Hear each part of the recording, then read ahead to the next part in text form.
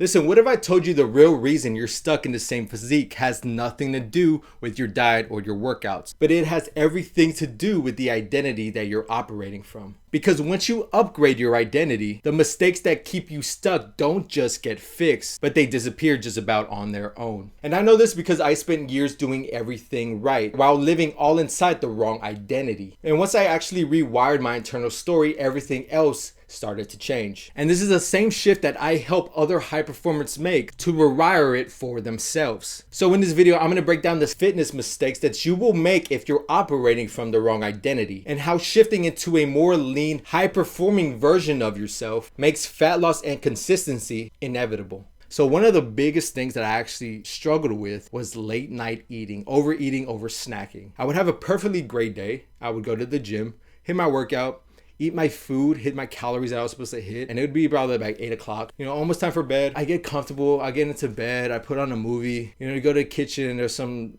goldfish sitting there, and you're like, okay, I'll just take like a little handful. And then you eat a little bit. And then you're like, oh, I gotta go to the restroom. And you go to the restroom, and you're like, let me stop by and, grab a little bit more goldfish, right? I would do that all the time, the goldfish specifically, because things like cookies and Oreos, I knew they were too bad to eat, but goldfish, they're not that bad. They're probably like 1-2 calories per fishy, per gold. So you go up there, you grab some, and then by probably the end of the night, I probably added up 400, 500 calories of goldfish. So no shit, I wasn't making any movements. I was eating a bunch of goldfish after my calories already stopped, because I was just overeating and I wasn't taking into account how much that would add up. Now, that is an identity problem, because why would somebody who is super fit and super lean even crave the goldfish in the first place? And it was because I was operating from that identity of, does he really deserve the body? Do you really deserve? You're putting in all this work, but then why at the end would you self-sabotage yourself and eat it? If you really thought you deserved that body, why would you self-sabotage? At the end of a great day, you did all the hard work. All you have to do now is lay down for an hour and go to sleep. But yet consistently would ruin it. Consistently would ruin it for myself. And I knew it deep down, but I would do it anyway. Self-sabotage. Coming from my identity of somebody who felt like they didn't deserve it. They didn't deserve to have the six-pack. Now that I'm operating from a different identity, when I'm done eating, I'm done eating. It's not even something I think about. Like if I see the goldfish, I'm like, okay, goldfish, cool. See, but when you're coming from the identity of less than, you're always going to find a way to self-sabotage. So if you find yourself doing stuff like that to yourself, it may not be a discipline issue. It's probably an identity issue. Coming right off the goldfish, just eating unhealthy food in general, right? This is stuff like craving McDonald's, craving Wendy's. Because if you're somebody who is used to the grease, used to eating this type of food, your body of course is going to crave it. And then you taste some good chicken, right, with some good rice and broccoli and stuff like that, and your body thinks it's disgusting because you're so adapted to that saturated fat, to the grease. Because deep down, what do you know that this food is doing to you? Like actually, like think about it, like 40 years down the line, what do you think this food's going to do to you if you eat it every week? You think it's going to help you? Probably not, right? What's one of the highest rates of death? Heart disease, heart failure, obesity. So deep down, you know this stuff isn't good for you, but your body craves it anyway. Why? My body doesn't crave that. A lot of my health friends their body doesn't crave that. Their body craves substance. Their body craves a good steak. That's what their body craves.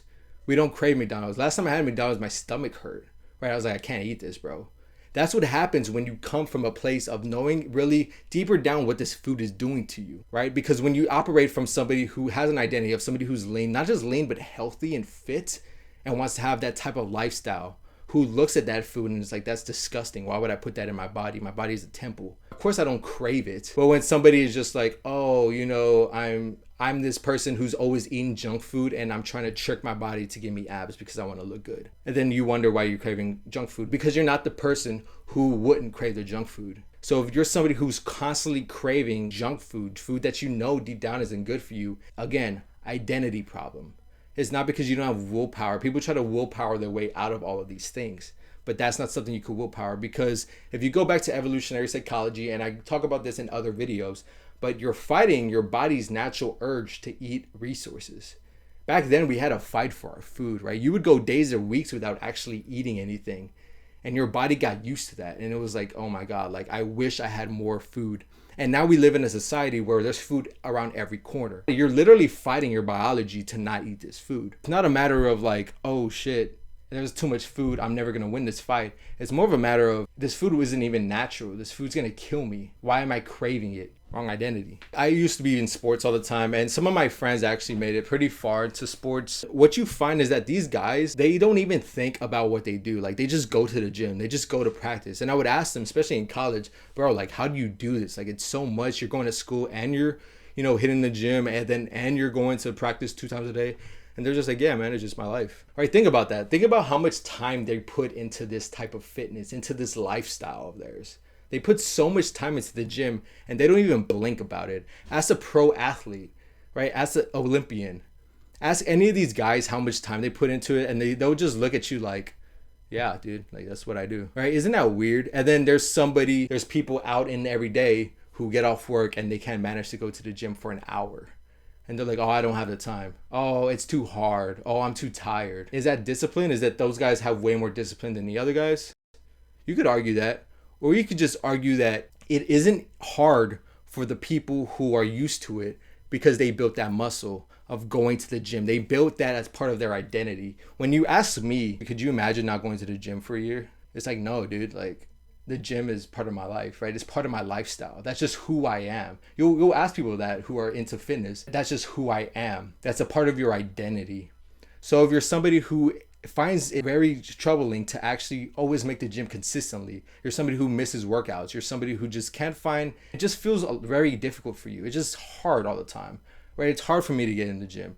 It's hard for me to eat the food that I know I should eat. It's hard for me to hit the cardio that I know I should be doing, right? It's difficult. When things are difficult like that, it's because it's not internally ingrained into you. You're not looking at it as this is who I am. You're looking at it as I am this person. I want to be that person. So I'm going to fight to get it. And you're always constantly going to be fighting yourself to make those changes. You're always constantly going to be fighting to make that change. When you find it difficult to do these things, it's because that's not who you are. So you need to make it who you are. And I talk about this in this other video of mine where I actually go over how to make it who you are. So if you find yourself struggling with dieting all the time, you find yourself struggling to make it to the gym, you struggle finding the time to actually go, and just keep this in mind, this may be an identity issue. Number 5, if you're constantly finding yourself overtrained, if you're somebody who goes to the gym 4, 5, 6 days a week, and you're constantly trying to press and push yourself to the limit, and you're like, why am I not making any gains? Why can't I actually get to where I want? More than likely is because you've been taught the wrong programming, right? A lot of everyday people try to say that we hustle our way to the top. Hustle culture, right? You go to the gym as many times as you can, right? You do as much cardio as you can. You eat as healthy as you can, right? They try to make it the most difficult possible. And this comes, once again, from you not knowing what a truly fit and healthy human looks like. A healthy human doesn't have time to do all that, right? You look around and you see guys that are fit, but who aren't like monsters, but they are fit, they look good, they feel healthy, they're good, healthy adults. You ask them how much time they spend in the gym, they don't spend that much time, bro.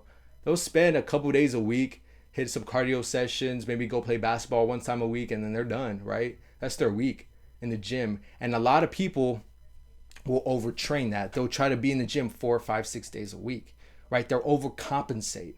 They'll constantly be sore. They'll constantly be drained and tired. And that's, again, coming from the place of, I don't deserve this body, so I'm going to overwork and I'm going to force my body to become this because I don't think that I deserve it, or I need to overcompensate because I was never this person, so I just don't deserve this body. This is, again, an internal hardware thing. You need to change the identity you're operating from, because somebody like me could train 3 times a week and have a 6-pack abs. And the reason that comes is because, first of all, yes, of course, the actual stuff that you're doing matters, but the way you operate matters more. Because somebody who is like a pro athlete, who doesn't necessarily need to spend you look at these guys who are like generally like well fit and well taken care of, well managed, they don't need to spend all the time in the gym. They just kind of do what they need to do and then get out, and then they live their life and they look perfectly healthy. They have the great body that they want. If they want to play some sports, they want to do something, they could do that. But again, that comes from understanding that you don't need to force your way. Anything that you try to force, you're going to find resistance to it. And it's going to stop you and prevent you from actually getting what you want. And that is that 6-pack. That is the leanness. So if you're overtraining, that is also a problem. That is an identity problem. Now, in future videos, I will go over the proper way to train, the proper amount to train, so you don't burn yourself out and you don't feel yourself constantly getting, pulling yourself up a hill, up a downwards battle. It's very difficult.